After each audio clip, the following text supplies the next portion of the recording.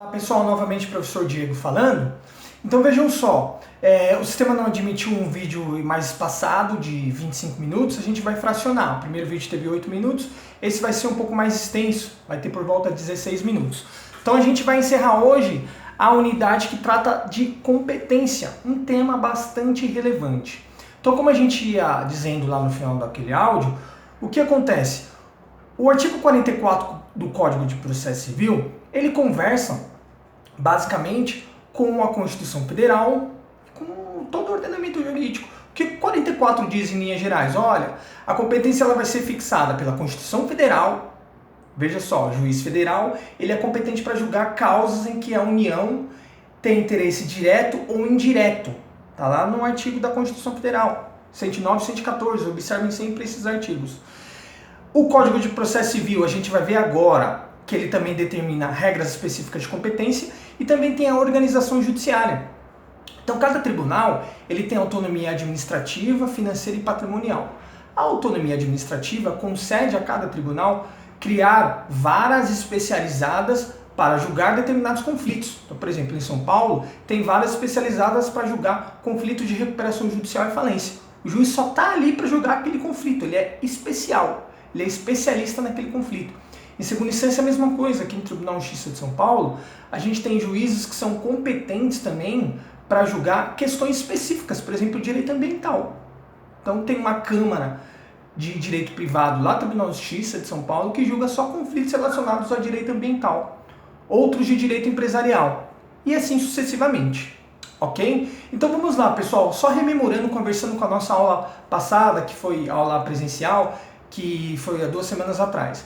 Tem 2 espécies de competência, a competência absoluta e a competência relativa.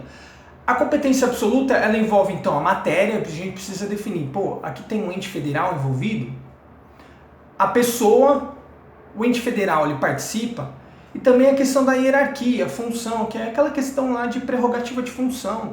Então, por exemplo, um juiz de direito, se ele for julgado por um crime comum, ele tem a prerrogativa de função, logo, não vai ser o juiz de primeira instância, o par dele que vai julgar, mas sim o tribunal. Tem que observar essas regras. São regras de competência absoluta. E 2 regras de competência relativa, a gente tem a competência em relação do valor. Lembre-se então, se eu tenho uma demanda de 10 mil reais, ou eu posso escolher o juizado especial civil, ou eu posso ir para a justiça comum. A competência é relativa, eu escolho um ou outro. Fica aí a livre escolha do jurisdicionado. E em relação ao território, que a gente vai começar a ver daqui para frente. Tá bom? Então, a gente avança lá para o Código de Processo Civil. Lá. E aí, a gente vê que existem 2 regras gerais de competência, pessoal. Vejam só, alunos, tem 2 regras gerais.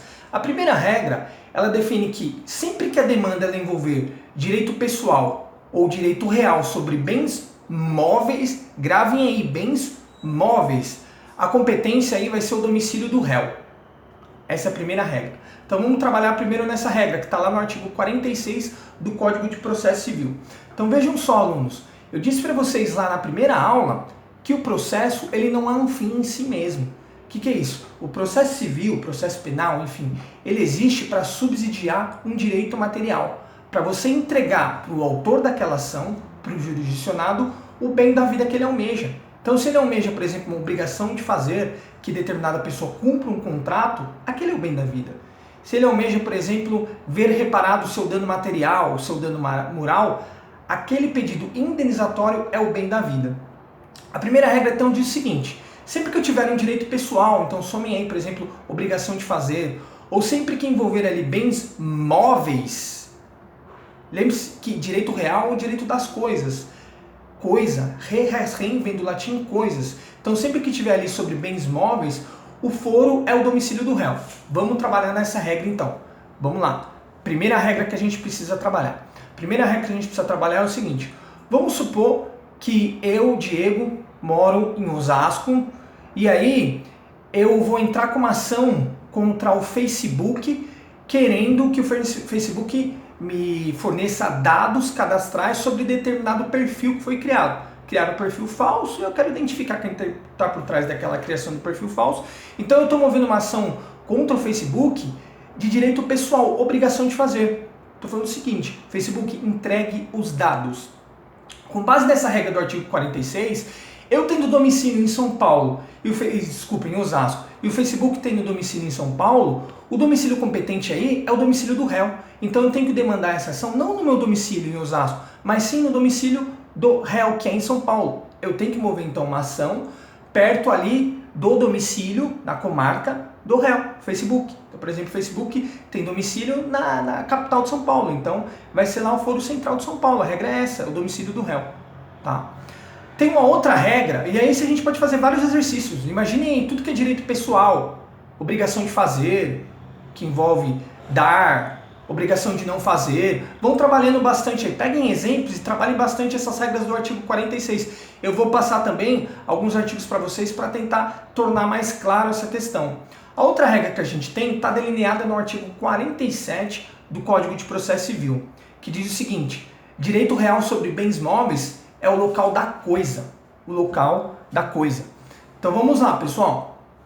Local da coisa sobre bens imóveis. Então é o local daquele imóvel, seja esse imóvel residencial ou seja esse imóvel comercial. O conflito envolve diretamente posse e propriedade desse imóvel, não vai ser o domicílio do autor, não vai ser o domicílio do réu, vai ser o domicílio do imóvel. Então, por exemplo, vamos supor que eu moro em Campinas, aí eu tenho um apartamento em Sorocaba. Meu domicílio Campinas, o apartamento Sorocaba. Então o imóvel fica lá no domicílio de Sorocaba. Eu fiquei sabendo que aquele meu apartamento residencial, que estava lá vazio, eu estava ofertando, ele foi invadido, foi esbulhado. Tá? Então eu preciso reintegrar minha posse ali. O que acontece?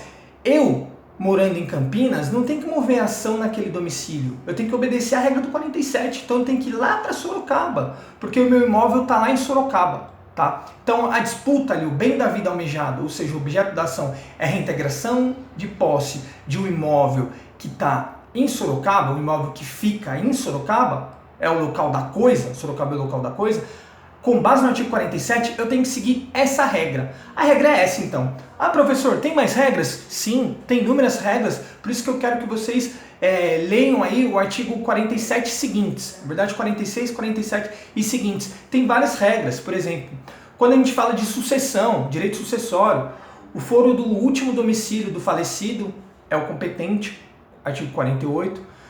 Estou movendo uma ação, mas ali o réu é ausente, eu não sei onde ele tem um domicílio próprio agora. Qual é o domicílio? É o local do seu último domicílio conhecido, artigo 49. Deem uma olhada lá no artigo 49. O artigo 53 ele fala um pouco da ação de alimentos, né? Que é o domicílio de quem pede os alimentos, ou seja, do menor que está pleiteando os alimentos. Então, aonde o menor mora é que vai ser o domicílio. Então tem essas regras gerais. Também, ação envolvendo estatuto do idoso. Vai ser ali na residência do idoso. E aí, pessoal, para além disso, o que é importante dizer é que o artigo 101 do Código de Defesa do Consumidor, depois vocês têm que ler o artigo 101 do Código de Defesa do Consumidor, ele traz uma regra específica para ampliar aquele princípio que a gente fala, que é o princípio de acesso à justiça, que a gente já está cansado de ver. Vocês viram no semestre passado, vocês viram com a gente também, de tão importante que ele é e vai irradiando efeitos. Então vejam só, vamos pegar um exemplo. Joãozinho, ele tem um domicílio em Rio Branco, no Acre. Aí ele vai mover uma ação contra o Google, porque saiu uma notícia lá no buscador do Google que Joãozinho entende que é violador aos seus direitos. Aí ele quer mover uma ação contra o Google para que o Google apague naquela sua busca, o Google buscador, que ele apague aquela consulta relacionada ao nome do Joãozinho, ou seja, que ele desindexe os resultados. Então, o Google tem domicílio em São Paulo, capital. Joãozinho tem domicílio ali em Rio Branco, no Acre. O Superior Tribunal de Justiça ele já disse que a relação entre provedores e usuários é uma relação de consumo. Tem um acordo interessante da ministra Nancy Andrighi do STJ, leiam isso. Como assim, professor? Vejam só. Os provedores, eles são gigantes, né? Eles dominam aí o mercado, dominam a economia.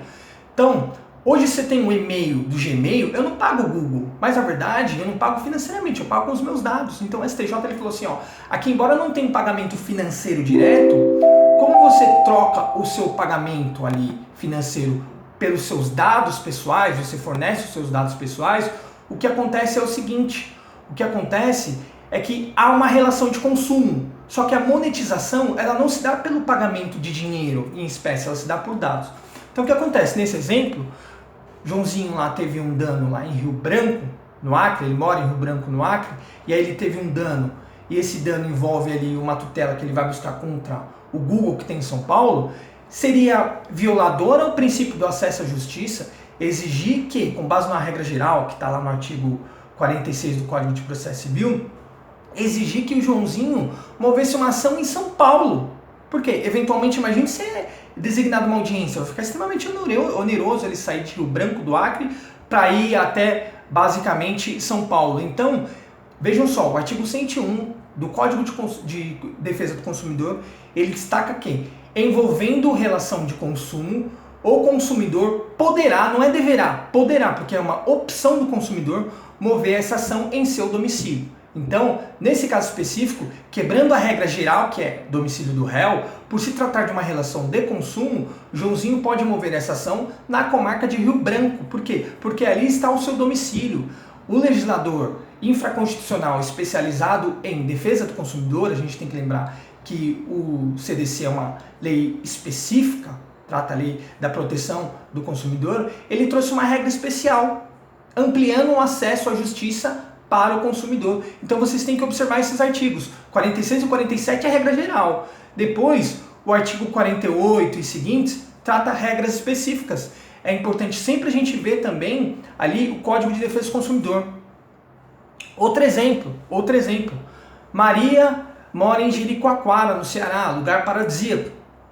Ela comprou uma máquina de lavar das Casas Bahia, comprou no e-commerce. Foi lá pelo e-commerce, hoje em dia o e-commerce é muito utilizado. Ela comprou pelo e-commerce, o preço estava mais vantajoso para ela. Chegou o produto ele é defeituoso. Aí ela entrou em contato pelo saque das Casas Bahia, que é o exemplo hipotético.